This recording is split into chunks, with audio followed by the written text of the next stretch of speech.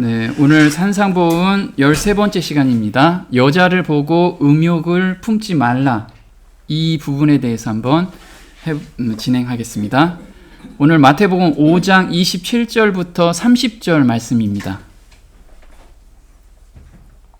또 간음치 말라 하였다는 것을 너희가 들었으나 난 너희에게 이르노니 여자를 보고 음욕을 품는 자마다 마음에 이미 간음하였느니라. 만일 내 오른 눈이 너로 실족해 하거든 빼어내버리라. 내 백체 중 하나가 없어지고 온몸이 지옥에 던지우지 않는 것이 유익하며, 또한 만일 내 오른손이 너로 실족해 하거든 찍어내버리라. 내 백체 중 하나가 없어지고 온몸이 지옥에 던지우지 않는 것이 유익하니라. 네, 오늘 보면 여자를 보고 음욕을 품는 자마다 마음에 이미 간음하였느니라 라고 그렇게 말씀을 하시고요. 그리고 만약에 그렇다면 너의 오른 눈이 너로 실족해 하면은 빼어내버리고, 그 다음에 오른손이 너로 실족해 하거든 찍어내버리라 라고 지금 말씀을 하고 계세요. 그럼 이게 남자에게만 소속된 게 아니고 남녀 똑같다라는 거예요. 근데 이 안에 뭔가 더 깊은 뜻이 있을 거라고 생각이 듭니다. 그래서 오늘 그 깊은 뜻에 대해서 좀 알아보려고 합니다. 보통 우리가 음욕을 품는 자마다 이렇게 나왔는데, 이런 질문을 많이 받습니다. 예쁜 이성만 보면 눈이 그쪽으로 향합니다. 예수님께서는 여자를 보고 음욕을 품는 자마다 이미 간음했다고 말씀하셨는데, 그러면 저는 하루에도 몇 번씩? 수십 번씩 간음하는 것일까요? 이런 거 한번 질문을 받아봅니다. 정말 이런 걸까요? 예수님께서 정말 이렇게 말씀을 하셨다면 사람을 이렇게 만들어 놓으시면 안 돼요. 그렇죠? 이게 우리는 보고 싶지 않아도 그냥 눈에 띄고 그 다음에 마음에서 뭔가 막 나오는데, 그렇다면 불가능한 일을 지금 우리한테 말씀을 하고 계시는데, 예수님께서는 그렇게 비합리적인 분이 아니시라는 거죠. 그래서 여기서 품다라는 뜻은 뭐냐면 평상시 그 생각에 사로잡혀 있다라는 뜻이에요. 품다라는 것이 평상시에 그 생각만 오로지 가지고 있는 거예요. 오로지 음흉한 생각만 가지고 있다 이거죠. 그러면 그 자리에 하나님이 들어갈 수 있나요? 하나님이 들어갈 수가 없다라는 거예요. 근데 이게 과학적으로도 어떻게 증명이 되는지 오늘 그걸 좀 알아보도록 할 겁니다. 예수님께서 이렇게 말씀하신 건 뭐냐면, 이런 생각에 사로잡혀 있으면 너희는 천국을 갈 수가 없다, 영생을 얻을 수가 없다 라고 지금 굉장히 안타까운 마음으로 지금 말씀을 하고 계시는 거예요. 자, 순간에 음욕이 생기는 것이 아니라 평상시 축적된 생각이 나타나는 것을 의미한다는 거예요. 평상시 축적된 생각. 그래서 누가복음 6장 45절에 이렇게 나옵니다. 선한 사람은 마음에 쌓은 선에서 선을 내고 악한 자는 그 쌓은 악에서 악을 내나니 이는 마음에 가득한 것을 입으로 말함이니라. 네, 그래서 지금 말씀하시는 거는 마음에 가득한 것이 눈으로 그게 나오는 거예요. 눈으로 봤을 때. 그래서 이 뜻이 어떤 거냐면, 참 의미는 지금 아주 예쁜 장미꽃을 보고 있습니다. 그럼 우리가 볼 때 정말 아름답다 이렇게 얘기하잖아요. 그럼 이게 음욕을 품은 건가요? 네, 이게 음욕을 품은 게 아니라는 거예요. 어떤 게?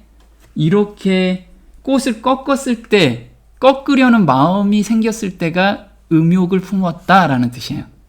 어떤 거냐면, 집에 가져가려고 꺾어야겠다는 마음, 탐심이 생겼을 때, 탐심이 생겨서 그걸 바라볼 때, 그때가 바로 음욕이 자리 잡았다라는 뜻이에요. 그래서 우리가 길거리 가다가 멋진 남성 보면 멋있네, 또는 이쁜 아가씨 보면 이쁘네, 거기에서 저 남자를, 저 여자를 내가 오늘 내가 가져야겠다, 이 마음은 갖고 있지 않잖아요. 그냥 정말 이쁘네. 하나님께서는 우주나 자연을 창조할 때 가장 아름답게 창조를 하셨어요. 그래서 우리 눈으로 보면서 너무 아름답다, 이런 하나님께 찬양을 드리는 거거든. 그래서 사람도 마찬가지라는 거예요. 사람도 이쁘고 또 아름답고 그런 건 눈으로 봤을 때 그냥 아름답다, 이거는 품지 않은 거예요. 그래서 우리가 음욕을 품는다는 것은 탐심, 내가 가져야겠다는 마음이 들었을 때 그때부터 음욕을 품는다라고 생각하시면 됩니다. 그런데 이게 언제 음욕이 나오냐면 보았을 때 나와요. 여기 보면 여자를 보고 음욕을 품는 자. 그래서 보는 것으로 우리가 음욕이 들어온다고 합니다. 그러면 보는 것 자체를 우리가 조심해야겠죠. 여기서 본다라는 뜻이 이런 뜻입니다. 한번 볼게요. 단순히 눈으로 사물을 인지한다는 의미보다는 주의를 기울여 관찰하다, 동기와 의도를 가지고 보다란 뜻이다. 마치 우리가 대화할 때 말로 다 표현하지 않아도 때로 눈빛만으로 감정을 느낄 수 있듯이 심리가 작동되어 의도와 감정이 투여된 시선인 것이다. 즉 예수님의 기준에서는 음란한 욕구를 품고 이성을 응시하는 것, 음욕을 만족시키기 위해 바라보는 것을 의미한다. 네, 여기서 보면 단순히 보는 게 아니고 동기와 의도를 가지고 있어요. 그래서 우리가 대화를 할 때 눈빛만 봐도 그 사람의 감정을 읽을 수가 있잖아요.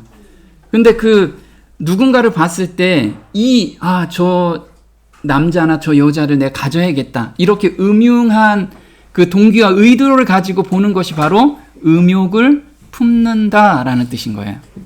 그리고 또 보면 창세기 39장 7절, 이 음흉한 눈깃으로 본 대표적인 사례가 바로 이 사례입니다. 볼게요. 그 후에 그 주인의 처가 요셉에게 눈짓하다가 동침하기를 청하니. 네, 보디발의 아내가 요셉이 너무 잘생겼어요. 그리고 일도 너무 잘하고 성격도 너무 좋은 거야. 그냥 홀딱 반했죠. 그럼 반하기만 하면 되는데 저 요셉을 내가 어떻게 해야겠다, 이 마음으로 맨날 본 거예요. 눈치를 계속 한 거예요. 야, 나 너 사랑해 하고 맨날 눈짓을 주니까 요셉이 맨날 도망갔죠. 이 눈짓을 두고 그 다음에 의도를 가지고 이야기를 하는 거예요. 이게 음욕을 품는, 눈으로 본다는 거예요. 눈으로 본다는 거. 그래서 우리가 어떤 사람을 막 봤을 때 굉장히 부담스러운 사람들이 있잖아요. 눈빛을 막 보면 굉장히 부담스러워. 그게 의도를 가지고 그런 게 느껴진다는 게 사람한테는. 자, 그리고 여기서 음욕을 품다라는 뜻이 또 원어로는 에피두메오라고 하는데요. 탐내다, 바라다, 음욕을 품다라는 뜻이에요. 그러면 탐내다라는 뜻이 똑같은 단어가 출애굽기 20장 17절에 이렇게 썼습니다. 볼게요. 내 이웃의 집을 탐내지 말지니라. 내 이웃의 아내나 그의 남종이나 그의 여종이나 그의 소나 그의 닭이나 무릇 내 이웃의 소유를 탐내지 말지니라. 네, 여기서 보면 탐내다라는 뜻이 음욕을 품다라는 뜻하고 같은 단어예요. 근데 여기서 보면 내 이웃의 집을 탐내지 말지니 이렇게 나왔어요. 그러면 지금 이웃의 집이 물건처럼 취급이 되는데 이 당시에는 누구도 물건처럼 취급이 됐어요? 네, 사람, 아내, 여자들을 물건으로 취급했어요. 물건으로. 그래서 이스라엘 사상에는 여자는 물건으로 취급을 하고 있었습니다. 그래서 인간 대접을 안 해줬어요. 그래서 사람들 숫자를 셀 때 남자만 숫자를 셌잖아요. 여자는 숫자에 들어가지도 않았어요. 그래서 예수님께서는 여자도 이젠 사람이다, 사람 취급을 해라, 이게 지금 얘기를 하고 있는 거예요. 사람 취급을. 그래서 한번 보겠습니다. 여자를 물건으로 취급하지 말고 인격체로 취급하라. 즉 창조 목적에 맞게 여자를 생각하라.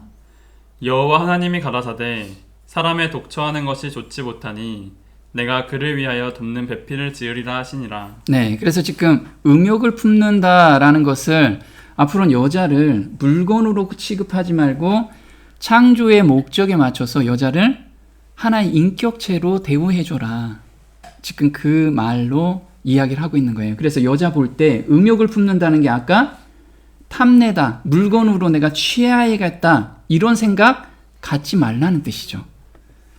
그래서 음욕을 품다, 이건 단지 열망이 아닌 소유욕의 의미가 들어가 있다. 소유욕이에요. 물건의 소유를 한다는 거예요. 그래서 여자를 보고 소유하려는 마음을 품는다는 뜻을 음욕을 품는다라는 뜻이에요. 그래서 이걸 다시 말하면 나는 너희에게 이르노니 여자를 보고 소유하려는 마음을 품는 자는 이미 간음한 거다. 그래서 소유하려는 생각을 갖지 말라는 거예요. 자, 그러면 왜 예수님께서는 이 음란이라는 것이 너무 중하게 지금 이야기를 하고 있어요. 음란한 생각만으로도 눈을 빼고 팔을 잘라낼 정도로 굉장히 가혹하게 지금 이야기를 하고 있다 이거죠. 왜 그랬을까요?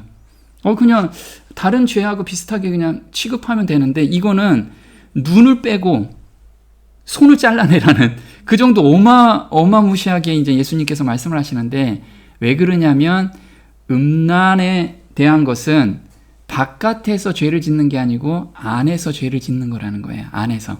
근데 이게 사단의 먹잇감 1순위라는 거예요. 사단의 먹잇감 1순위. 그래서 사단의 먹잇감 1순위가 첫 번째가 염려하는 자예요. 염려하는 마음. 한번 볼게요.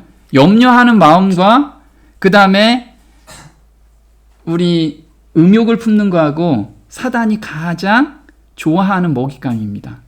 그래서 이 마음을 가지고 있는 사람들은 믿음에서 떨어질 수 있는 거예요. 한번 볼게요. 너희 염려를 다 주께 맡겨버리라. 이는 저가 너희를 권고하심이니라. 근신하라 깨어라. 너희 대적 마귀가 우는 사자같이 두루다니며 삼킬 자를 찾나니. 네, 여기서 보면 염려하는 자는 누가? 마귀가 우는 사자같이 두루다니며 삼킬 자를 찾나니. 그래서 마귀가 지금 계속 이렇게 돌아다니는데 염려하고 있는 자는 먹잇감이 된다는 거예요. 염려하는 자. 그래서 우리는 염려를 가지고 계속 있다면 사탄한테 금방 잡아먹힐 수 있다라는 거죠. 그리고 색을 탐하는 자 똑같아요. 염려하는 자나 색을 탐하는 자나. 한번 볼게요.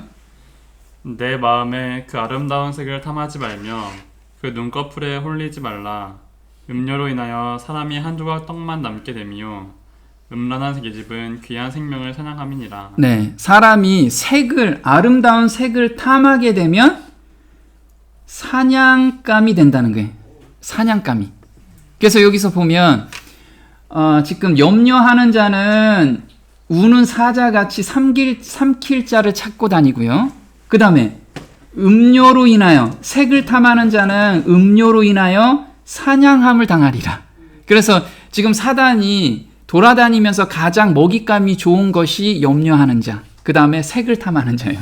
그래서 우리가 지금 삶에서 염려한다고 한다면 먹잇감 1호라고 지금 생각하셔야 돼요. 먹잇감 1호다. 자, 그러면 두 가지 공통점이 있겠죠. 공통점을 한번 보도록 할게요. 공통점은 사단의 강력한 덫으로 한번 빠지면 빠져나오기가 어렵다는 거예요. 그래서 염려도 한번 들어가잖아요. 빠져나오기가 힘들어요. 성령의 강력한 힘이 없으면 정말 빠져나오기 어려운 게 염려예요. 빠져나왔다고 생각해도 눈으로 보는 무언가 있으면 다시 염려가 자리 잡는 거예요. 그와 같이 탐색하는 것도 마찬가지라는 거예요. 한번 빠지면 여기서 헤어나지 못하는 거예요. 이게 사단의 덫이라는 거죠. 한번 볼게요.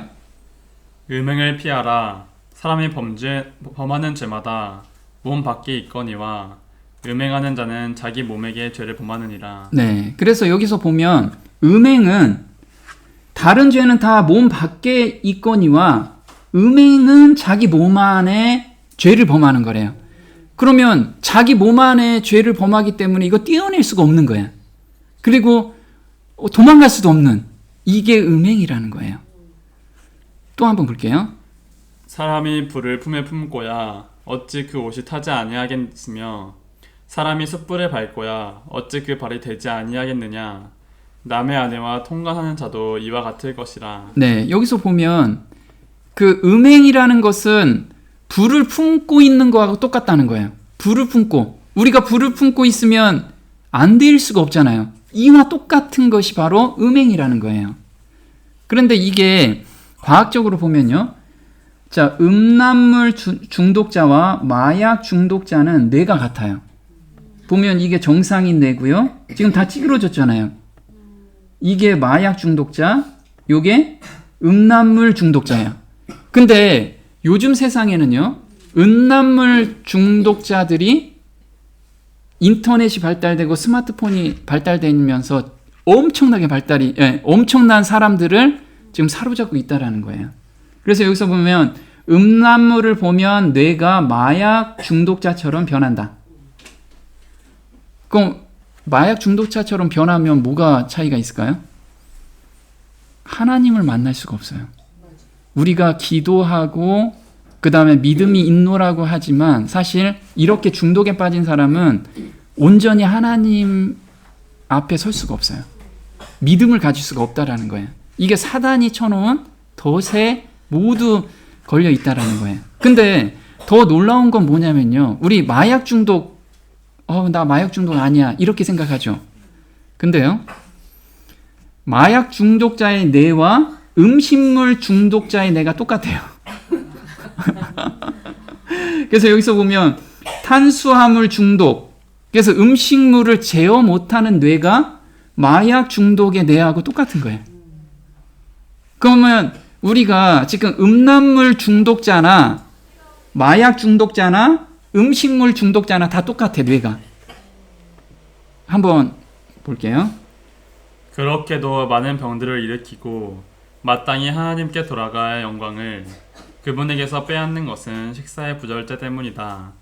하나님의 백성 중에 많은 사람들이 자아를 부인하지 않기 때문에 하나님께서 그들을 위하여 세우신 높은 표준과 영성에 도달할 수 없으며 비록 그들이 회개하고 개심할지라도 이기심에 양보함으로 그들이 입은 손실에 대하여는 영원이라는 전 기간이 증거할 것이다. 네, 영원이라는 전 기간이면 영원히 못 들어간다는 거예요. 자, 많은 병들을 일으키고 그 다음에 하나님께 돌아가야 될 영광을 그분에게서 빼앗는 것은 아까 마약 중독이다라고 말씀하시지 않고요. 식사의 부절제 때문이다.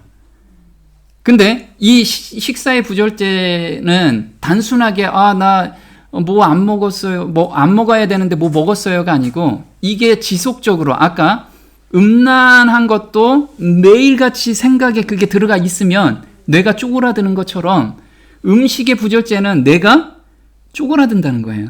한두 번 내가 부절제 하는 게 아니고 부절제는 매번 매 끼니씩 부절제를 하잖아.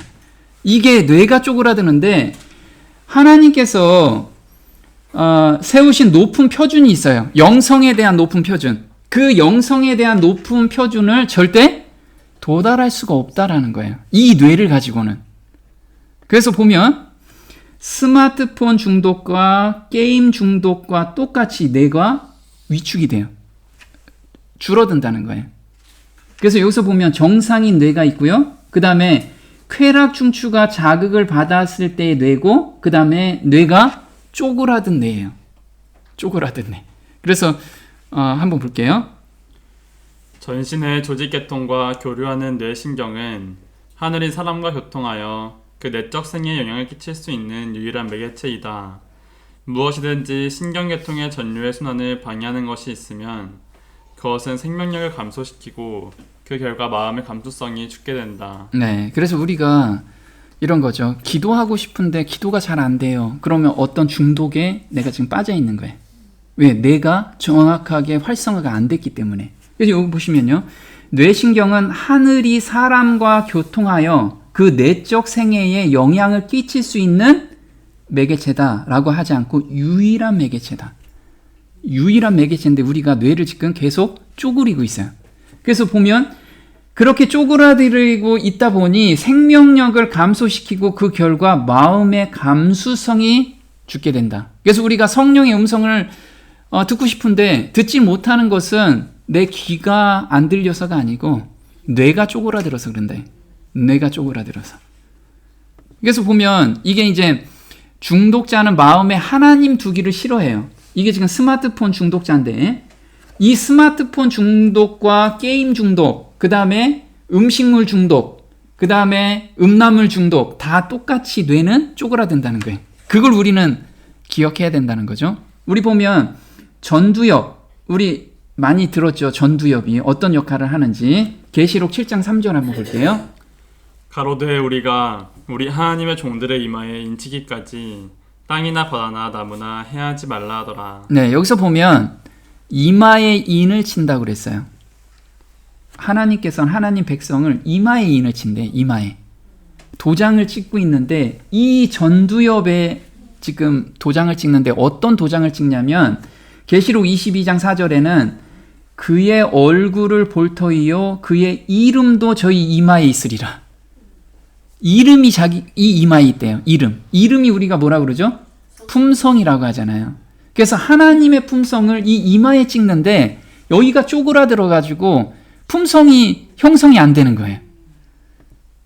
그래서 한번 볼게요. 전두엽은 5분 이상 기도할 때 활성화되며 사고력이 발달된다. 진정성 있는 기도는 감정이입을 느끼게 하고 다른 사람을 향한 동정의 마음이 생기게 해준다. 네, 여기서 보면요. 기도의 비밀이에요. 기도.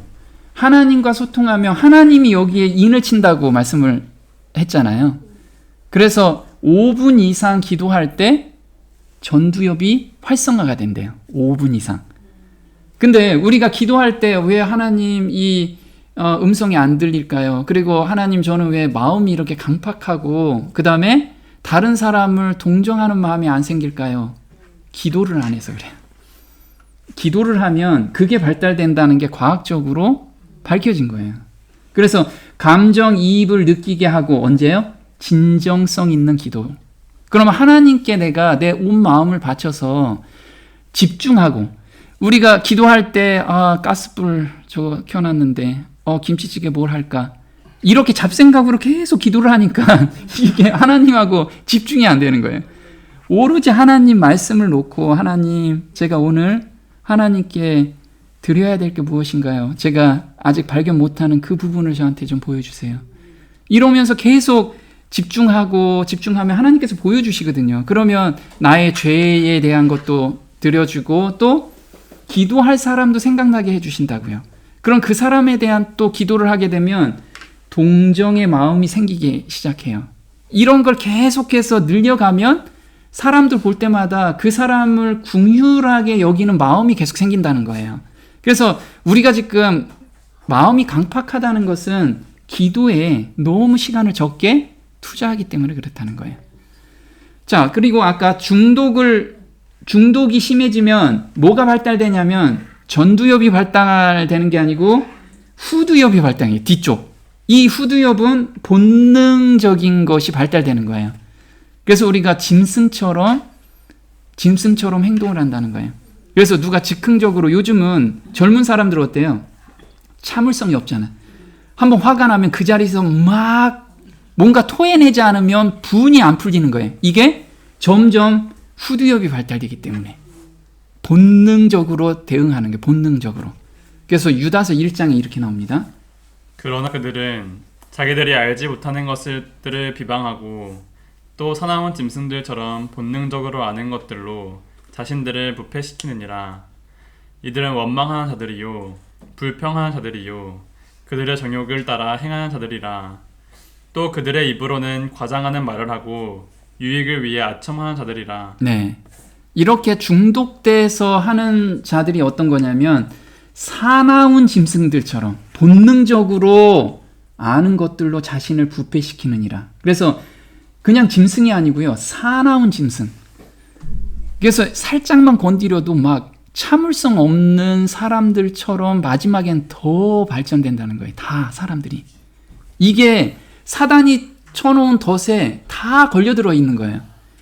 그래서 젊은 사람들은 게임에 다 중독돼 있고 또 나이 든 사람들은 요즘 유튜브에 다 중독돼 있고 어떤 사람은 먹는 거에 중독돼 있고 다 중독성으로 뇌를 지금 다 쪼그라들이는 이유는 하나님과 소통 못하게 하기 위해서 지금 사단이 그걸 알기 때문에 다 덫을 터놓고 있는 거예요. 그래서 보면 중독자는 하나님을 마음에 두기 싫어하는데 여기에서 아이들이 게임을 오랫동안 반복적으로 하면 뭐만 발달돼요? 후두엽만 발달되는 거예요. 그래서 본능적으로만 지금 행동을 하는 거예요. 본능적으로. 근데 어린 아이들일수록 지금 전두엽이 발달이 돼야 되는데 전두엽이 발달이 안 되니까 생각하기를 싫어하는 거예요. 생각하기를. 그래서 내가 영생을 얻는 거에 관심이 전혀 없어요. 하나님에 대한 관심도 없고 그냥 살면 되죠. 이런 거라는 거예요. 그래서 로마서 1장 28절에 이렇게 나옵니다. 뿐만 아니라 그들은 자기들의 지식 가운데 하나님 두기를 싫어하니 하나님께서 그들을 버림받은 마음에 내버려 두시어 온당치 아니한 일을 하게 하셨도다. 그들은 모든 불의, 음행, 사악, 탐욕, 악의로 가득 찼으며. 네, 여기서 보면요.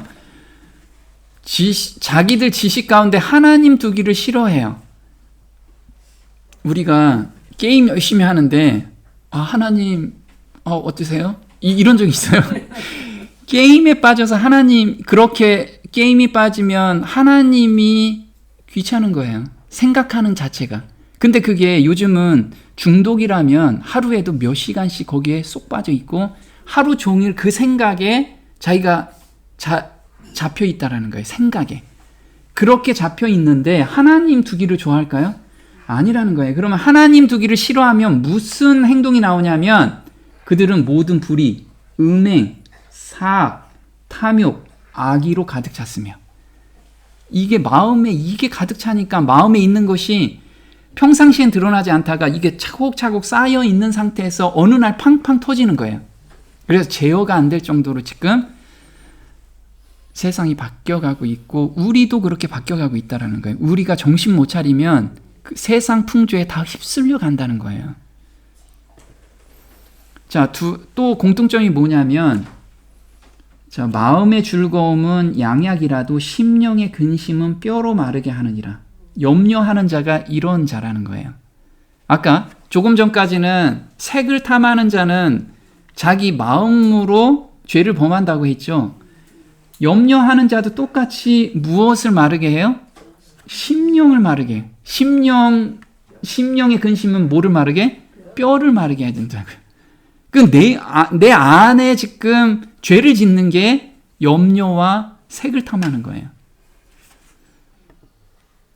자, 이런 자는 말씀이 들어와도 뿌리를 못 내려요. 한번 볼게요. 가시떨기에 뿌리었다는 것은 말씀을 들으나 세상의 염려와 재리의 유혹에 말씀이 막혀 결실치 못하는 자요. 네, 근심하는 자가 어떤 자예요? 가시떨기에 뿌리운 자예요. 그래서 가시떨기에 뿌리운 자는 세상의 염려와 재리의 유혹에 말씀이 막혀서 절대 결실치가 못한다는 거예요. 그럼 우리 지금 나 염려 없어요. 이런 사람 없잖아요. 그러면 불가능한 일을 우리한테 지금 말씀하시는 건 아니죠. 네, 우리는 이 땅에 있는 자가 아니고 하늘의 능력을 받고 사는 사람이에요. 그 능력을 받아야 돼, 우리가. 그 능력이 우리가 내주하는 성령님과 임하시는 성령님을 우리가 명확하게 깨닫고 그걸 간구하면 이거는 만약에 임하시는 성령이 오시면 하나님께서 이런 거 하시죠. 예수님께서는 항상 임하시는 성령으로 능력을 발휘하셨죠. 이 땅에 있는 자연 법칙과 전혀 다른 능력이 그 안에서 일어나는 거예요. 우리 마음속에서도 일어난다는 거죠. 자, 죽은 자가 일어나는 거 그거는 이 자연 법칙에 소속된 게 아니잖아요. 그건 하늘에서 소속돼 있는 능력인 거예요. 그걸 우리가 받고 간구하지 않으면 여기에서 빠져나오기가 불가능하다는 거죠.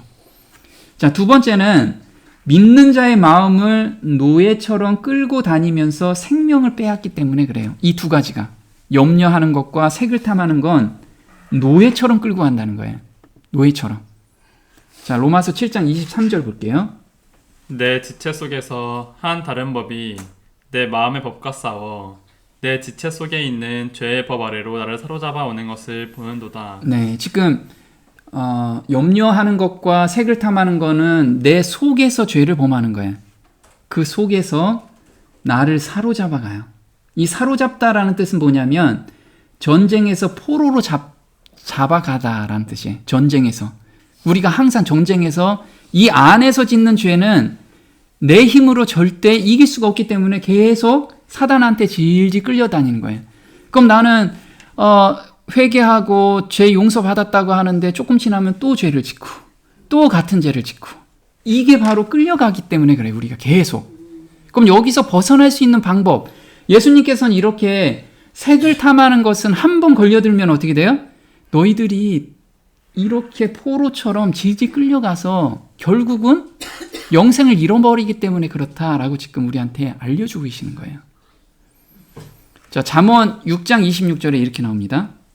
음료로 인하여 사람이 한 조각 떡만 남게 되며 음란한 계집은 귀한 생명을 사냥함이니라. 네, 여기서 보면 음료는 귀한 생명을 사냥한대요. 그래서 이 음란한 생각은 생명을 사냥하는 이 매개체라는 거예요. 자, 그리고 염려하고 색을 탐하는 것의 공통점 세 번째는 뭐냐면 유혹하기가 너무 쉽다는 거예요. 유혹으로 넘어가기가 너무 쉽다는 거예요. 그냥 보는 것만으로도 충독을 느껴요. 그래서 우리가 염려하는 것도 마찬가지예요. 나의 마음이 평온한데 누구하고 얘기하다 보면 뭐도 준비해야 될 것 같아. 앞으로 나 그 연금도 좀 준비해야 되고 사람들 얘기하면 뭐 준비할 게 많잖아요. 갑자기 불안해져. 네, 그런 게 눈으로 보고 귀로 들을 때 아주 쉽게 우리 마음을 흔든다는 거예요. 그래서 유혹에서 이렇게 컴퓨터를 보기만 해도 유혹이 된다는 거예요. 한번 창세기 3장 6절 볼게요. 타락한 후에 이게 더 이 마음으로 기울어지게 된 거죠. 볼게요. 여자가 그 나무를 본즉 먹음직도 하고 보암직도 하고 지혜롭게 할 만큼 탐스럽기도 한 나무인지라. 여자가 그 실과를 따먹고 자기와 함께한 남편에게도 주매 그도 먹은지라. 네, 여자가 처음에 무엇을 했냐면 보았어요. 보고 나니까 이게 보암직도 하고 먹음직도 하고 보면서 그게 마음에서 막 일어나기 시작한 거예요. 그래서 우리가 마음에 음욕이 다 자리를 잡고 있어요.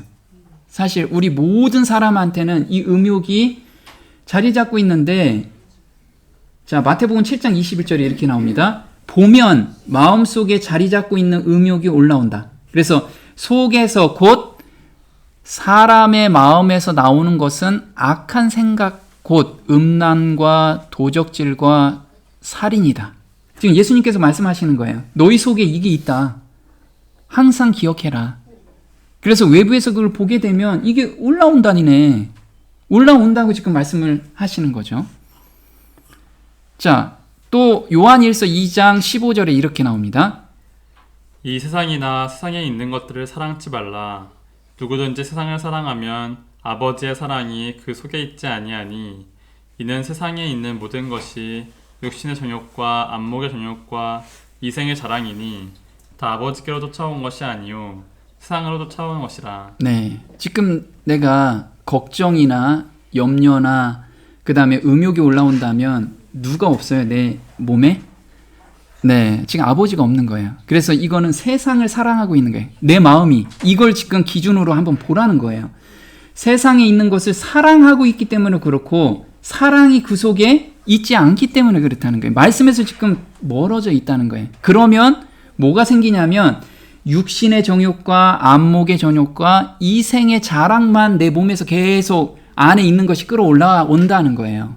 그래서 이 기준을 우리가 잘 보고 너의 상태를 지금 파악해라. 그래서 하와가 본즉 먹음직도 하고 보암직도 하고 이 보았을 때 누구하고 떨어졌어요? 하나님하고 관계, 하나님의 말씀하고 떨어져 있는 상태에서 보니까 왜곡되게 보이는 거예요. 왜곡되게. 자, 그래서 음란은 눈을 통해서 열리기 때문에 예수님께서 그 말씀을 하시는 거예요. 마태복음 5장 29절에 만일 내 눈이 오른 눈이 너로 실족해 하거든 빼어내 버리라. 이 정도로 음란이라는 것을 아주 강하게 조심하라는 거예요. 배척하고. 자, 근데 우리가 이런 게 있어요. 나는 너희에게 이르노니 여자를 보고 음욕을 품는 자마다 마음에 이미 간음하였느니라. 이게 성에 대한 잘못된 사상을 정리하고 체계화시켜서 지금까지 우리한테 이제 전달되기 시작해요. 이게 누구냐면 어거스틴이 이 얘기를 한 거예요. 근데 이분이 얼마나 잘 체계화시켰냐면 믿는 그리스도인도 부부간의 관계를 좀 이상하게 생각하는 거예요. 근데 하나님께서는 그 관계를 너무 아름답게 창조하셨는데 왜곡되게 우리한테 그걸 되게 전달을 하고 있는 거예요, 지금. 그래서 성에 대한 잘못된 생각들이 모든 사람한테 이게 자리를 잡다 보니까 삐뚤어지게 사람들을 보기 시작한 거예요. 삐뚤어지게. 그래서 그 삐뚤어진 사상에 대해서 예수님께서 계속 올바르게 봐라. 이걸 지금 우리한테 계속 알려주고 계시는 거예요.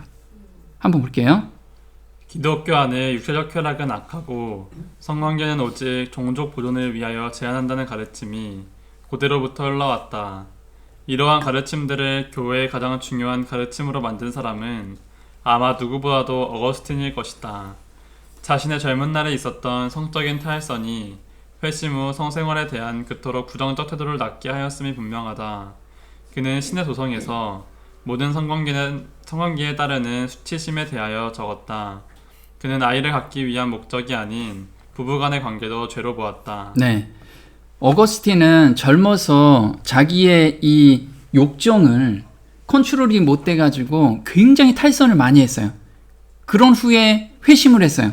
회심을 하고 나니까 이 성이 계속 자기 믿음 생활에서 계속 후퇴하게 만드는 걸림돌로 이 사람한테는 다가온 거예요. 그래서 굉장히 부정적인 관점에서 성을 본 거예요. 근데 하나님께서는 사람을 창조하고 제일 먼저 명령하신 게 뭐예요?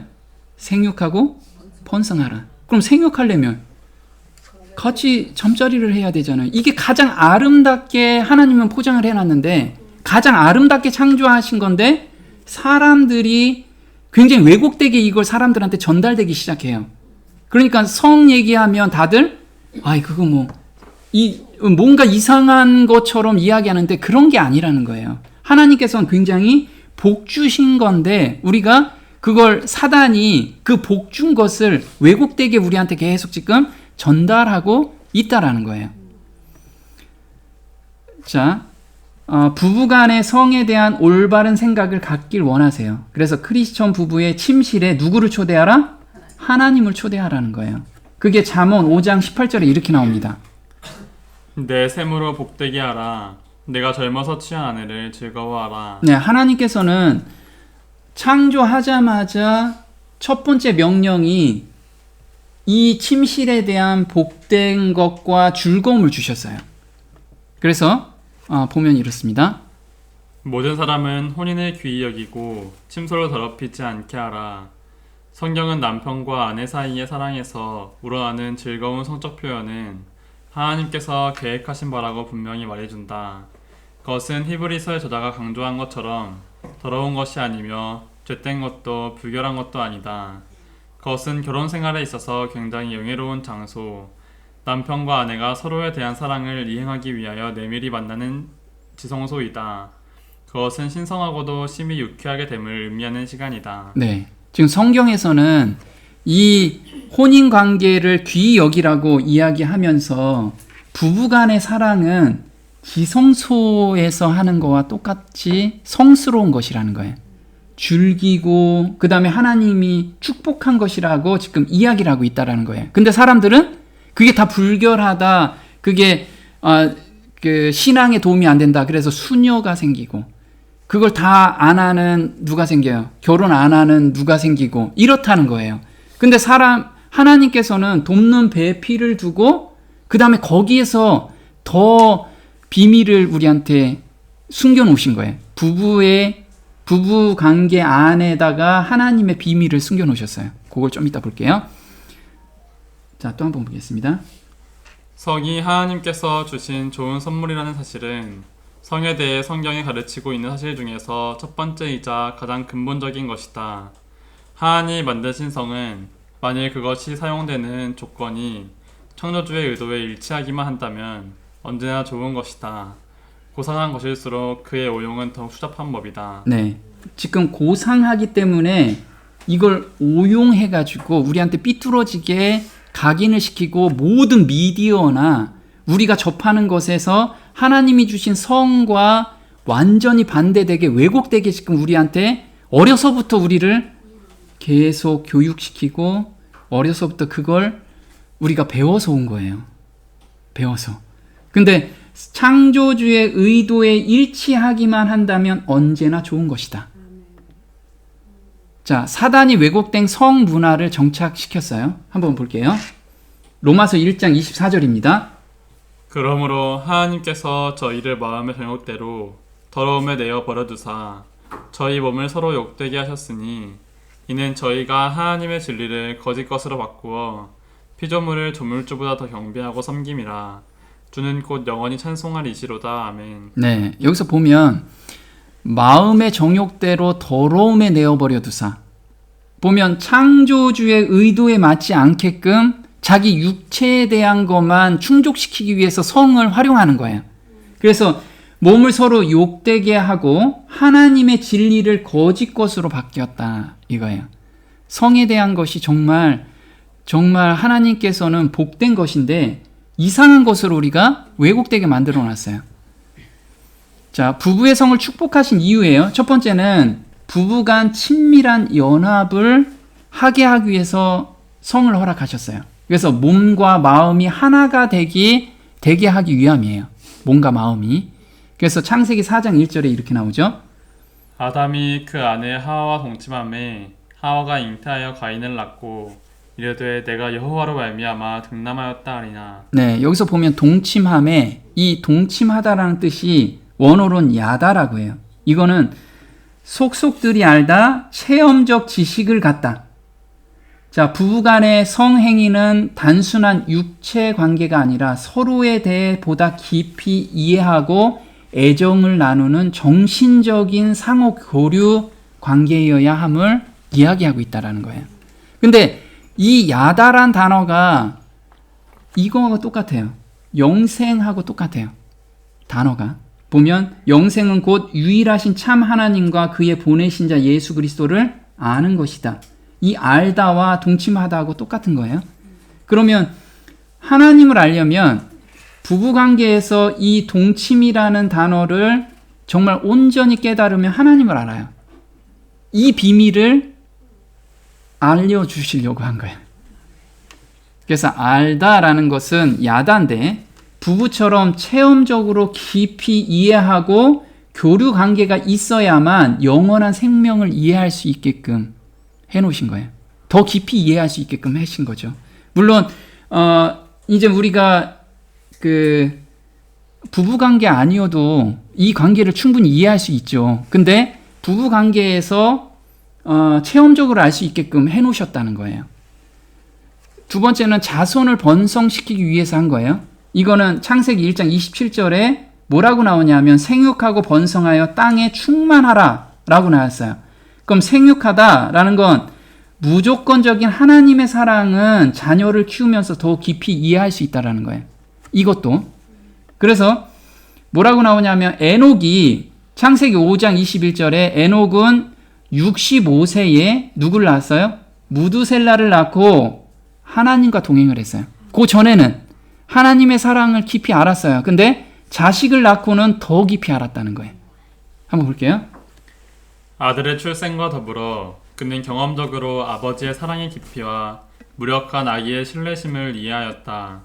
이전과 달리 그는 그 자신의 하늘아버지인 하나님에게로 이끌렸으며 결국 성천할 수 있는 자격을 얻었다. 네, 지금 무두셀라는 그 에녹은 무두셀라를 낳고 나서 아들의 출생과 더불어 그는 경험적으로 아버지의 사랑의 깊이와 무력한 아기의 신뢰심을 이해하였다. 그래서 자기가 너무 무력하다는 걸 안 거예요. 다 도와주는 아버지. 부모는 아낌없이 주는 무조건적인 사랑을 퍼붓는 것이 하나님이 나한테 이런 거구나. 이걸 깨달으면서 더 깊이 알았던 거예요. 하나님을. 이전과는 달리, 애가 낳기 전과는 달리 그는 그 자신의 하늘 아버지인 하나님에게로 이끌렸으며 더 깊은 사랑으로 들어갔다는 거예요. 물론 애 없다고 뭐 더 깊은 사랑을 안 느끼냐, 그건 아니라는 거예요. 근데 이렇게 체험적으로 알 수 있는 방법을 제시해줬다는 거죠. 그래서 아가서에는 아름다운 성에 대해서 아가서는 다 써놨어요. 거기에 시로 써놨어요. 부부간의 침실에 대해서 그렇게 써놓은 거예요. 왜? 이게 이상한 게 아니다. 하나님께서는 정말 아름답게 이거를 꾸며놓은 거다. 너희들한테 제공한 거고, 그 다음에 거기에서 하나님과의 관계를 너희들이 깨달아야 된다라고 주신 거예요. 아가서 7장에 그렇게 나옵니다. 자, 한번 또 볼게요. 하나님의 목적은 단순히 죄의 필연적 결과인 고통에서만 구원하는 것이 아니라 죄 자체에서 구원하는 것이다. 타락하여 훼손된 영혼은 순결해지고 변화되어 주 우리 하나님의 은총을 옷 입고 그 아들의 형상을 본받아야 한다. 네, 그래서 우리가 아까 마음에서 음욕이 올라오는 것은 내가 제재하려고 해도 잘 안 되잖아요. 그래서 하나님께서는 그 은혜를 주시려고 하는데, 그냥 하나님의 목적은 단순히 죄의 필연적인 결과인 고통에서만 구원하는 것이 아니라 그것도 새 마음으로 바꿔주시겠다는 거예요. 죄 자체에서 구원하기 위해서 오셨다는 거예요. 그래서 예수님께서 그걸 해주시겠다고 우리한테 지금 말씀을 하고 계시는 거죠. 한번 볼게요. 이 높은 이상에 도달하기 위하여 우리는 영혼을 실족하게 만드는 것을 버려야 한다. 죄가 우리를 사로잡는 것은 의지를 통해서이다. 의지의 굴복을 눈을 빼버리거나 손을 베어버리는 것으로 표현하고 있다. 의지를 하나님께 굴복시키는 것이 평생을 불구나 장애를 안고 살기로 수긍하는 것처럼 보일 때가 자주 있다. 그러나 그리스도께서는 불구가 되고 상처를 받고 장애를 입더라도 생명을 얻을 수 있다면 거기서 낫다고 말씀하신다. 그대가 재난이라고 생각하는 그것이 최고의 유익으로 향하는 문이다. 네, 여기서 보면 영혼을 실족하게 만드는 것을 버려야 하는데 이것은 의지를 통해서만이 가능하다. 그 의지를 굴복시키는 것을 눈을 빼거나 손을 베어버리는 것처럼 아주 단호하게 하라는 거예요. 단호하게. 근데 의지를 하나님께 굴복시키는 것이 가능한가요? 우리의 의지를? 그래서 그 의지를 하나님께 드리고 새 마음을 받는 경험 가운데로 오라는 거예요. 그래야지 그 경험이 한 번이라도 있으면 그 다음부터는 의지를 드리는 것이 쉬워진다는 거예요. 그래서 이 의지를 하나님께서 그 말씀을 하시는 거예요. 오직 우리의 의지를 하나님께 바칠 때에만 그분께서 자신의 생명을 우리에게 주실 수 있다. 그래서 하나님 제가 이거 꼭 하겠습니다가 아니고 하나님 제가 이거 도저히 할 수가 없으니 이거 드릴 테니 저한테 좀 새 마음을 주세요. 이러면 정말 새 마음을 받는 경험을 주신다는 거예요. 바칠 때 주신다는 거예요. 그러면 두 번째는 더 쉬워진다는 거죠. 더 쉬워진다는 거.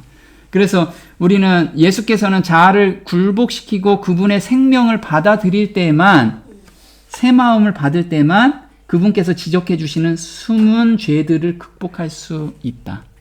그래서 우리 마음에서 올라오는 죄는 너희들 스스로 극복 절대 못해. 그래서 예수님께서 그 마음을 나한테 줘라. 지금 그 말씀을 하고 계시는 거죠. 자, 보겠습니다.